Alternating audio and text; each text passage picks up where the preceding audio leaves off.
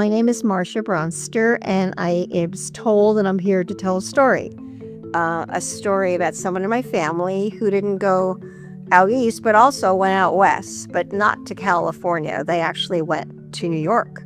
So I'll talk about my father. Since I'm a first-generation American, he was born in Poland in 1905, and he came to America, New York, in 1946.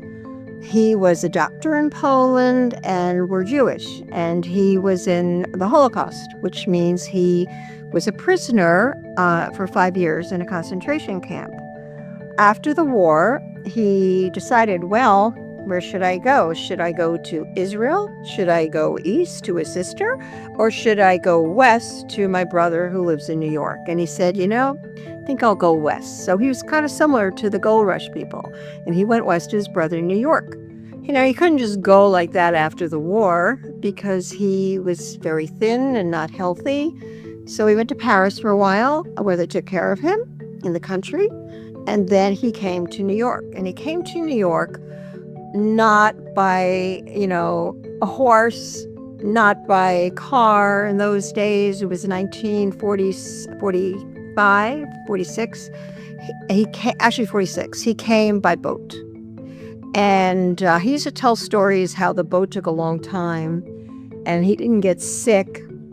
But there was a little boy on the boat with him who was also going out west, going to New York, who was all by himself, had no family. And my father used to say he took care of him. Now, my father at that time was about 41 years old. And he came to New York and he saw the Statue of Liberty actually in New York Harbor, but it didn't take him to New York Island, it took him to New Jersey. So he always said, I went to New York, but I didn't end up in New York, I ended up in New Jersey. And they went over to New York where his brother lived, and he met my mother within a year, got married. He learned English, and it wasn't easy because his language was Polish. As I said, I don't know if I said it, but he was a doctor in Europe. He was obstetric gynecology. But when he came to New York, with licensure, he would have to restudy everything. And he wanted to start a family. And his English was not great. So instead he did 1 year instead of 4 or 5 years and for obstetric gynecology, and he did family practice where he still delivered babies. And he did that actually right here in Brooklyn, at Brooklyn Unity Hospital, which is not here anymore, but it was in Crown Heights. And he was living in Long Island with my mother, and they had one child, and then a year later they had another child. And then 3 years later, we were born, and I'm a triplet.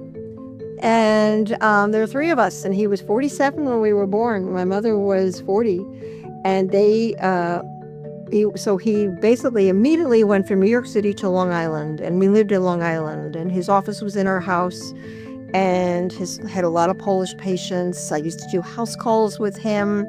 He delivered many, many babies. I was born at Brooklyn Unity Hospital, where he was a resident. He delivered my brothers, and I was 45 minutes after, and he was shocked there was another one, and he did not deliver me. A resident delivered me. But so he had a good life for himself. He was a doctor. He had 5 children. He loved traveling. He instilled that in us. But America gave him a chance. It gave him a life. He was lost after the war. He had no family. He had a sister who died. As I said, he had the one sister in Israel, and he had his brother. And he decided to just go to his brother in New York. And thank God, because then I wouldn't be here. And I have 4 children, and I have so far, God willing, more, but 3 grandchildren. And I live in Maryland now. Originally, we lived in New York. We lived all over the country. But thankful for America that they let him in and that he learned English and he became a citizen, marrying my mother. And I have to, say this was hard for him, like it was hard for the people who went out west. And he went out west and he survived. And sometimes you have to have a goal. And, he used to always say, we would go to California every summer by car, 5 of us, 7 of us in the car. And we went to Alaska, actually. He was like that. He wanted to explore. And Just real quick, once we went to the state of Washington, he said, wow, this reminds me of Poland. Look at these mountains. It's beautiful. We should just move here. And he said, I can't do it all over again.